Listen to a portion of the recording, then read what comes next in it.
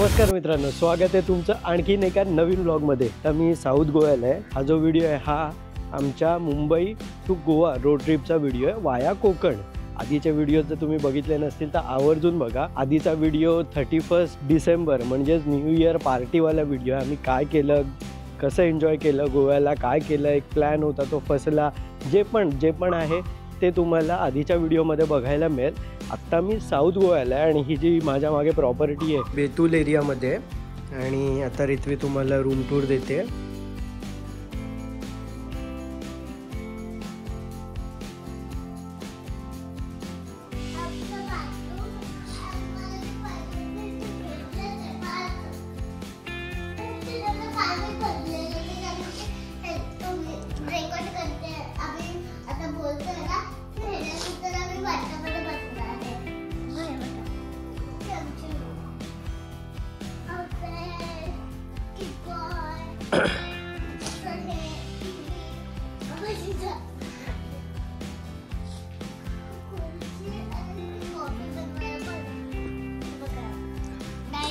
आणि मेन म्हणजे इथून व्ह्यू बघा किती छान आहे।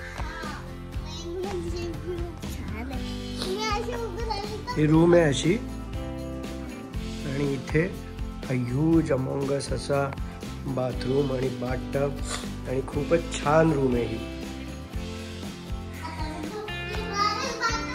खूपच छान सुंदर प्रॉपर्टी आहे, एकदम पाप व्ह्यू आहे सगळीकडून, निसर्गाच्या एकदम जवळ आहे।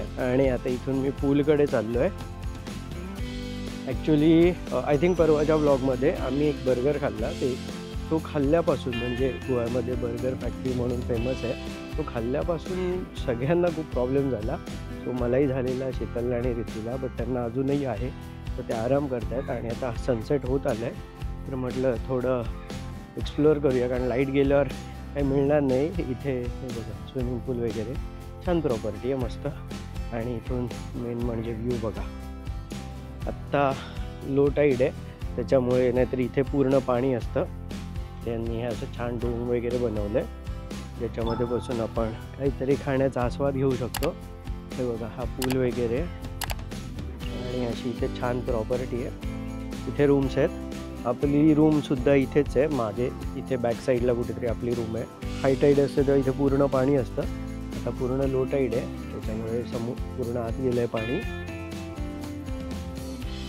ते छान गाव वगैरे आहे। आणि हा जो सनसेट होतोय, आता मी शीतलला तेच सांगून आलो, म्हटलं सनसेटला तुम्ही बाहेर पडू शकत नाही आहे, पण इतका लग चांगला आहे की बेडवर सूर्याची किरणं आली आहेत। म्हटलं तुम्हाला बेडवर पडून सनसेट बघायला मिळतो आहे। माझी पण हालत बेकार झालेली फुल, त्याच्यामुळे मी बराचसा मधला जो सेक्शन होता ब्लॉग नाही बनवला, कारण वाट लागलेली आमची। इतकी महाग आणि इतकी छान प्रॉपर्टी बुक केलं, तिलाच एक्सप्लोअर करायला मी वेळ देतो। त्याच्यानंतर मग लोकल जे काही ठिकाण आहेत, सो उद्या मी इथलं चेकआउट झाल्यानंतर जे आमचं इथे आजूबाजूचं फिरणं वगैरे ते आम्ही एक्सप्लोअर करतो। व्हिडिओ आवडत असतील तर लाईक करा आणि मेन सबस्क्राईब करा। खूप कमी लोकांनी सबस्क्राईब केलं, प्लीज सबस्क्राईब करा। आणि बघा ना, हे बोलताना मागेही भारी व्ह्यू, इकडेही भारी व्ह्यू, इकडेही भारी व्ह्यू, इकडेही भारी व्ह्यू, काय हवं ना अजून। इथे पण बार टाईप सिटिंग एरिया आहे, अजून दुसरीकडे सुद्धा आहे। सो इथे पण काइंड ऑफ बार टाईप छान एरिया आहे, आणि दुसरा पण होता तिकडे, तोही मी तुम्हाला नंतर दाखवतो। आणि ॲक्च्युली ड्रोन मी कारमध्ये विसरलो आहे, सो पहिले ड्रोन कलेक्ट करतो आणि तुम्हाला इथले ड्रोन शॉट देतो। आणि हा हॉटेलचा रिसेप्शन एरिया आहे। असं छान वॉक होता, यांनी इथे हे असं बरंच काय काय केलं युनिक। आणि आपली गाडी बाहेर आहे कारण यांची पार्किंग फुल झालेली। फोटोजेनिक गोष्टी तर खूप आहे त्यांच्याकडे। ही मेन एंट्री आहे रिसॉर्टची। मी उत्सुक असाल रिसॉर्टचं नाव काय, तर फेनिसिया रिव्हरसाईड रिसॉर्ट। इथे पण असं कासव असं युनिक केलं आहे, छान आहे। असं छान बसायला ठेवलं आहे आधेमध्ये, आणि अशा एंट्री आहेत छान। याच्यामध्ये काइंड ऑफ रेस्टॉरंट आणि क्लब हाऊस वगैरे, आणि आपली रूम या बंगलोमध्ये, म्हणजे वेगवेगळे बंगलो टाईप बनवले त्यांनी। आणि इथे छान शंकराचं मंदिर पण आहे, खूपच प्रसन्न वाटतंय, छान एकदम फार मोठी प्रॉपर्टी नाही आहे, पण जे पण आहे ते खूप छान आहे इथे। The next day. जे राहण्याचे पैसे होते त्याच्यामध्येच नाश्ता पण इन्क्लूड आहे. सो आता नाश्ता करतो. आणि बाय द वे माझ्याकडे ICICI MMT कार्ड आहे, म्हणजे मेक माय ट्रिप कार्ड आहे. सो त्याच्यामध्ये 6,500च्या आसपास पैसे जमा झालेले आणि हे हॉटेल ॲक्च्युअलमध्ये मला 6,500च्याच आसपास पडलं आहे. सो काइंड ऑफ फ्री पडलं आहे, कारण त्याच्यामध्ये तेवढे ते पॉईंट्स किंवा तितके पैसे जमा झालेले. त्यामुळे हा यांचा काइंड ऑफ क्लब हाऊस आहे. खूप छान केलेलं आहे बघा. इथे हे खूप मस्त आहे. इथे थोडी चिल करण्यासाठी रूम आहे. हे बघा, लुडो वगैरे, कॅरम वगैरे आणि वेगवेगळे लाईट हाऊसचे photo. Let's dive into breakfast.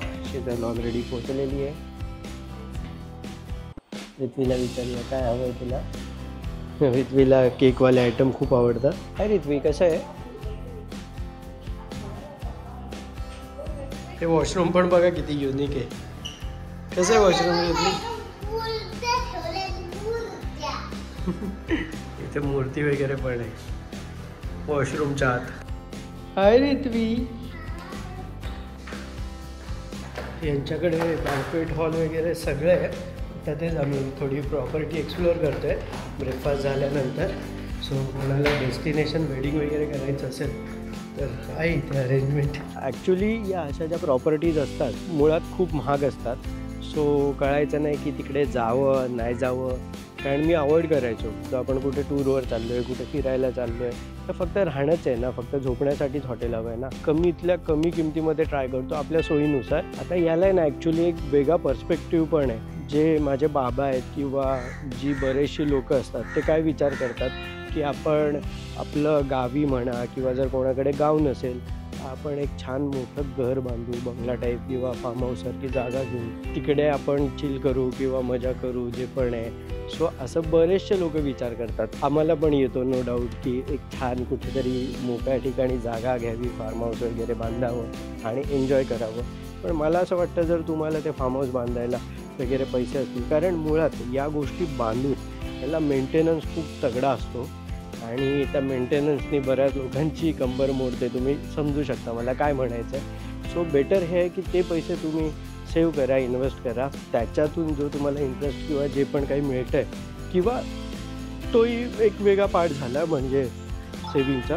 But तुम्ही ओव्हरऑल महिन्या 2 महिन्यामध्ये किंवा महिन्यातून एकदा तरी अशा छान प्रॉपर्टीमध्ये गेले, कारण तुम्ही असं काहीतरी घर बांधणार 20, 25, 30 हजाराच्या वर तुम्हाला EMI काइंड ऑफ जर आपण फायनान्स करतो आहे तर तुम्हाला पडतं. त्यापेक्षा अशा एखाद्या प्रॉपर्टीमध्ये जा आणि तिथे टाईम स्पेंड करा, तुम्हाला काही खर्च न करता, म्हणजे मेंटेनन्ससाठी. कारण मेंटेनन्स आपण बांधलेल्या प्रॉपर्टीचा खूप जास्त असतो. सो ती मजा तुम्ही घेऊ शकता. आता बघा ना, इथून व्ह्यू किती छान आहे. इथं पूल आहे आणि ह्यालाच लागून समुद्र आहे. सो अशा थोड्या युनिक प्रॉपर्टीज शोधा. आणि प्रत्येक वेळेस मी हेच ट्राय करतो की एका हॉटेलला मॅक्झिमम दिवस न राहता आपण त्याच पैशांमध्ये मल्टिपल ठिकाणी फिरून थोडी एक प्रत्येक प्रॉपर्टीची एक तिचा ऑरा असतो, एक मजा असते, ती घेत आपण ट्रॅव्हल करूया.